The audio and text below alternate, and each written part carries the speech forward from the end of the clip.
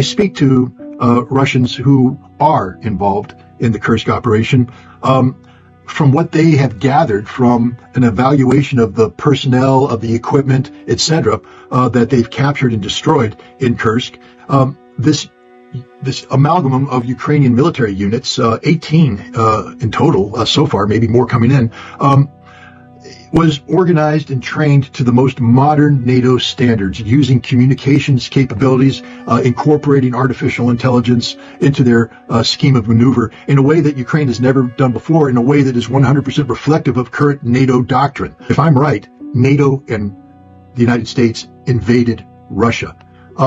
There is no more dangerous scenario than that.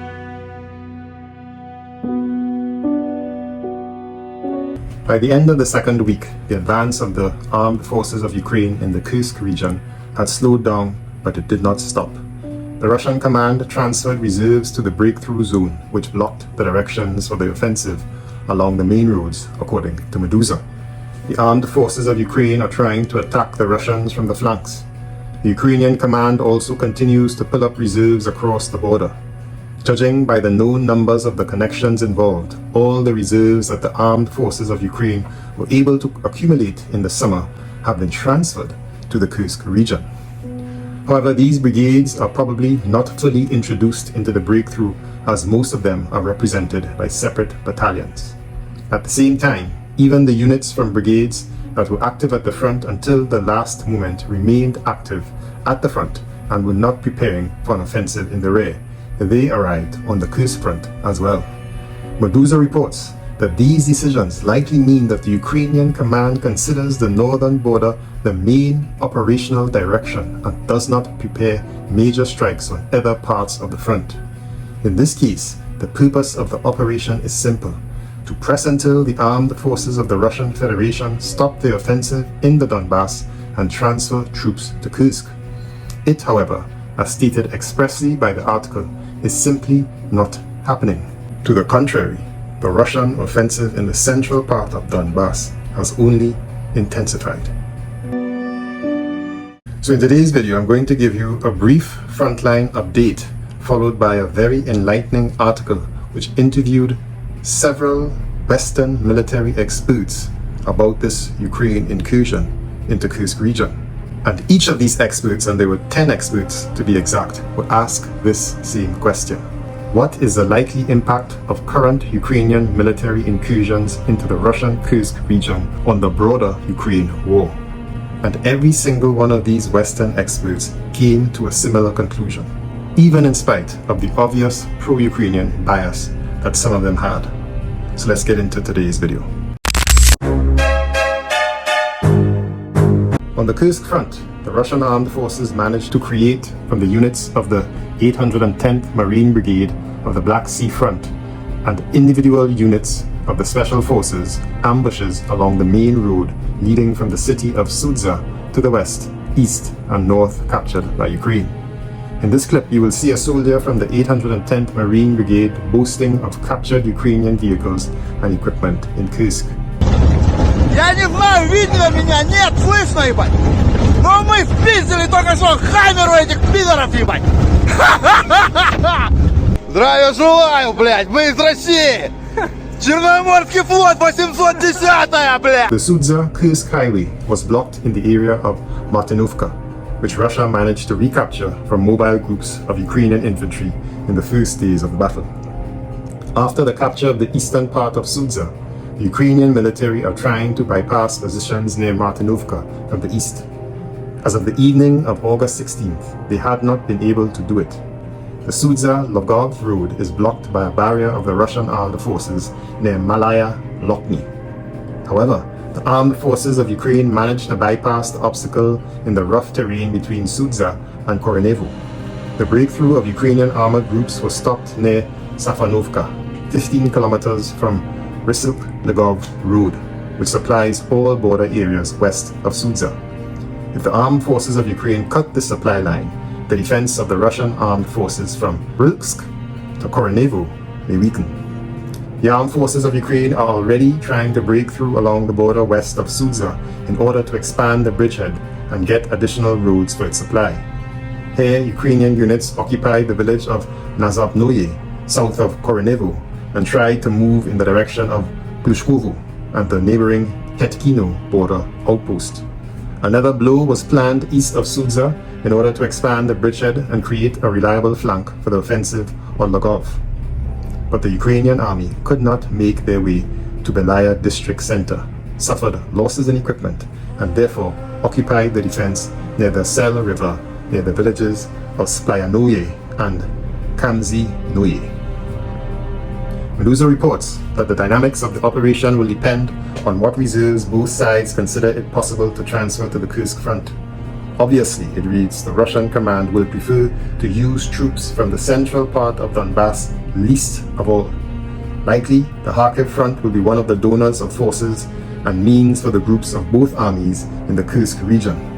The command of the UAF has already transferred part of the forces of the 92nd Assault Brigade. Meanwhile, in critical areas for Ukraine, i.e. the Pokrovsk and Toretsk sectors, Russian troops reportedly broke through a few more kilometers in the direction of Kursk,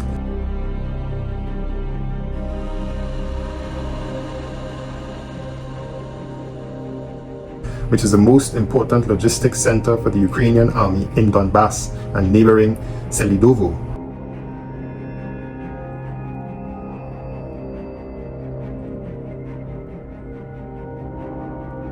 Which is a town that plays an important role in supplying the armed forces of Ukraine in the southern part of the Donetsk region. More importantly, the article reads that the growing pace of the Russian offensive in recent weeks shows that the Ukrainian defense line in this area is, and I quote, extremely depleted. The loss of Kursk and Selidovo will lead to the fact that Ukrainian forces in this area will be cut off from the supplies from the main base in the east of the country. In the Toretsk agglomeration, 50 kilometers east of Kursk, Russian troops are approaching the outskirts of the city of Toretsk itself, almost completing the capture of neighboring villages. So in summary, it seems that Ukraine has decided to go all in on this offensive in the Kursk region. But to date, they have failed to cause the Russian army to divert any troops from the Donbas region to the north. Instead, it has only achieved to severely weaken the Ukrainian defense lines in the Donbas region, near the Pokrovsk sector, and this has, of course, caused the Russian advances to increase in its pace. The loss of Pokrovsk, as the article says, will amount to the loss of not one, but the most important logistical hub of the entire Ukrainian army in the entirety of the Donbas region. This means that all remaining defensive cities and defensive lines in Donetsk will be at risk by this loss.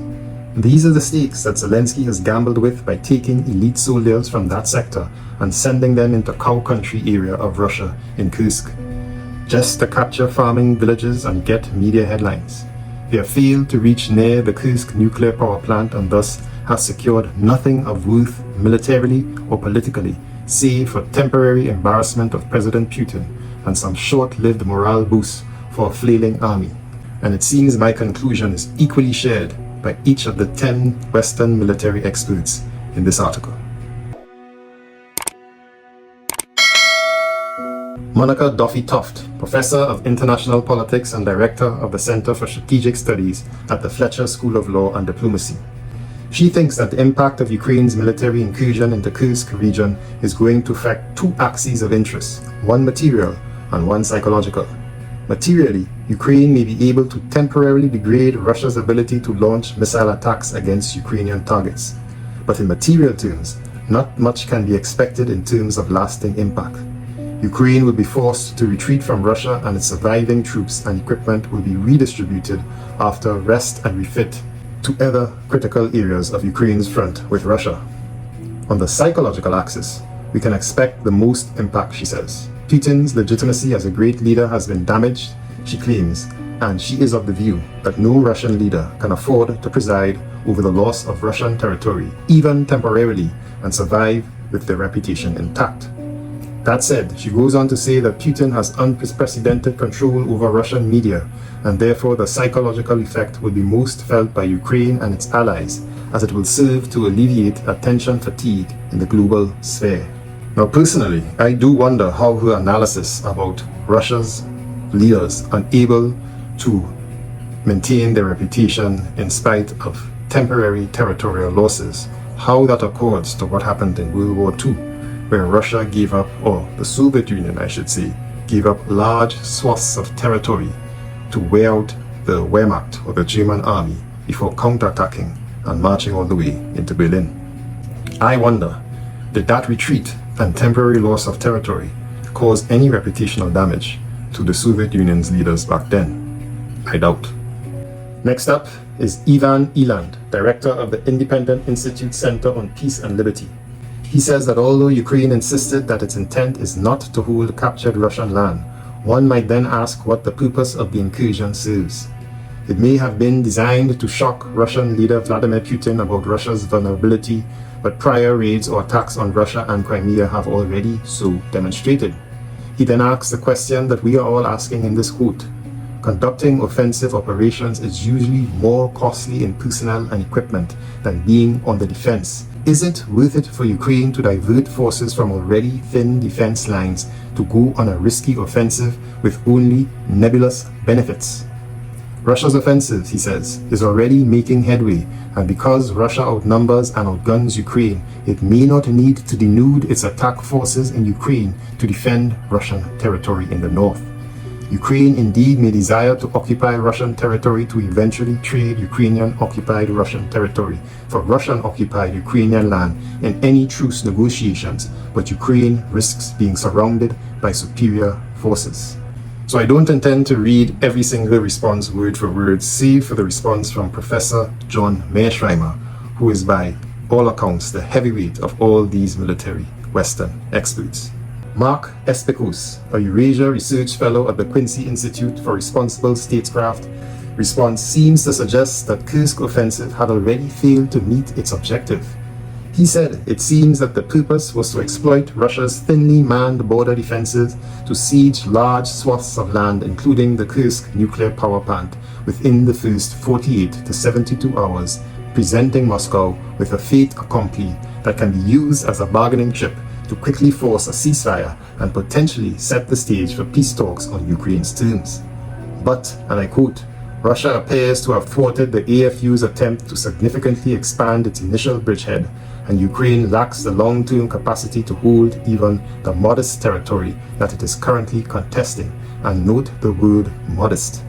Efforts to keep open the Kursk pocket are unlikely to yield any strategic benefits for Ukraine and will demand a massive sustained investment of troops and equipment that may weaken Ukrainian defenses, inadvertently creating opportunities for Russian forces along the lines of contact in Ukraine, Donbas regions.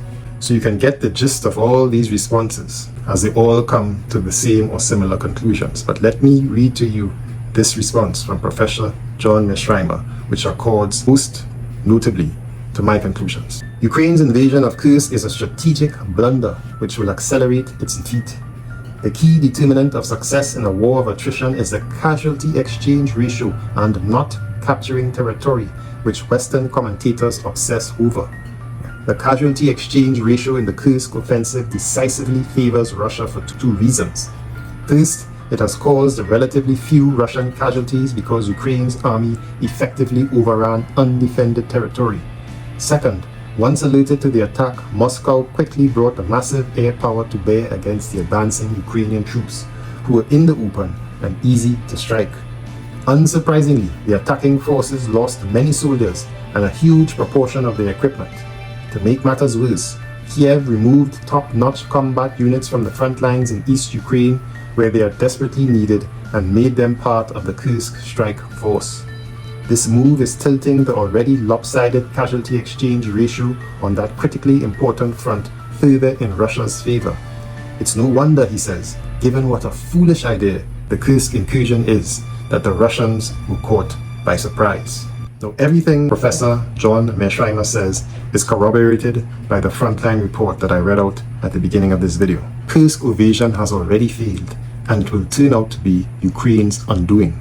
It is a last-ditch effort concocted more out of desperation than military logic, and we will watch the slow death of the Ukrainian army over the next coming months, just like Hitler's army did when they lost the Battle of the Bulge, which was their last offensive in January of 1945, and surrendered some 5 months later.